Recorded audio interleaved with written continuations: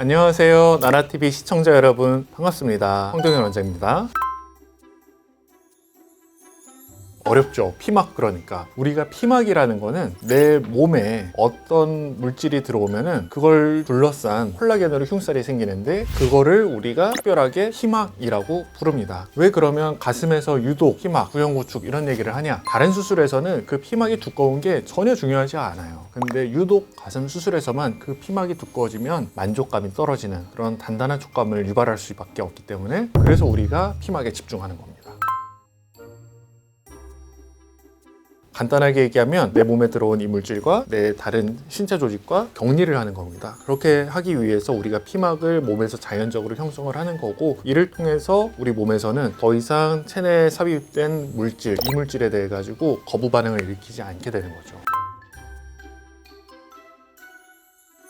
최종적으로 피막이 형성되기까지는 6개월이 걸립니다. 근데 6개월 어디서 많이 들어보시지 않았나요? 우리가 무슨 수술을 하든지 조직이 자리 잡고 흉터가 아무는 데까지 걸리는 기간을 우리가 6개월이라고 보거든요. 보형물이 들어오면 이거를 둘러싼 콜라겐 막이 수술하고 나서 일주일에서 한 달째부터 형성이 되기 시작해서 6개월째면 보형물을 둘러싼 피막이 어느 정도 최종 형태로 딱 완성이 되고 예쁘고 촉감이 좋은 그런 가슴 성형이 완성이 되게 되죠.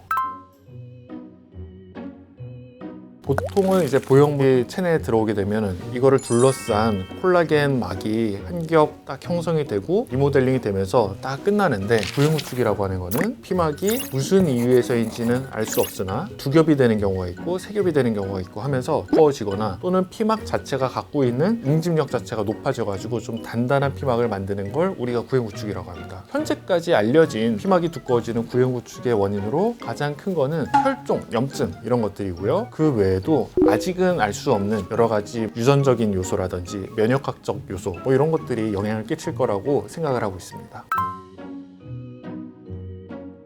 사실 구형구축을 우리가 어떻게 진단하냐면요, 초음파도 아니고요, MRI도 아니고 어떤 특별한 검사가 필요한 게 전혀 아니에요. 구형구축의 진단은 만졌을 때 단단한 가슴을 구형구축으로 진단을 해요. 그래서 피막의 상태는 사실 두께 하나만 봐서도 되지 않고요, 피막 자체가 갖고 있는 늘어나는 성질 이런 것까지 해서 최종적으로 피막의 상태를 결정한다고 보면 됩니다.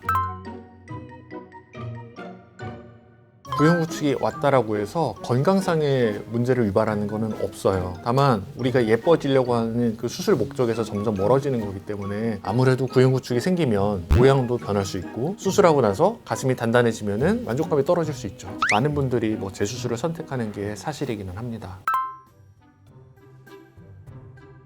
제 경험상 봤을 때는 개인적인 요소로는 스트레스가 제일 커요. 과도한 면역 반응을 유발할 수 있는 그런 신체 조건이 만들어지면 그게 결국은 구형구축, 피막이 두꺼워지거나 피막이 단단해지는 결과로 이어질 수 있거든요. 그래서 실제로 구형구축을 의심해가지고 오시는 분들 중에 초반에 좀 단단해졌다라고 만약에 찾아오면 그 즉시 좀 진단을 내리지는 않고 조금 지켜보는데, 이런 경우라면 다시 좀 약간 스트레스 관리라든지 영양 공급 이런 거를 충분히 잘 해주면 다시 좀 풀리는 경우도 종종 보고 있습니다. 그리고 구형구축은 현재까지 상관관계가 명확하게 있는 게 수술적인 요소가 하나가 있어요. 염증 이런 것들이 결국에는 구형구축으로 연결이 될 수 있다라고 말씀을 드렸는데, 절개선을 택할 때 유륜절개를 하면 유관 내에 있는 유죽 같은 것들이 완전히 깨끗하지는 않거든요. 어느 정도 박테리아가 함유되어 있을 수 있기 때문에 그런 것들이 체내로 들어오면은 염증이 발생을 하고 그 염증에 의해서 수술하고 나서 구형구축이 생기는 그런 것들을 만들 수 있으니까 수술을 할 때 수술 계획을 정확하게 기획을 하고 수술에 들어가는 것도 매우 중요하다고 볼 수 있습니다.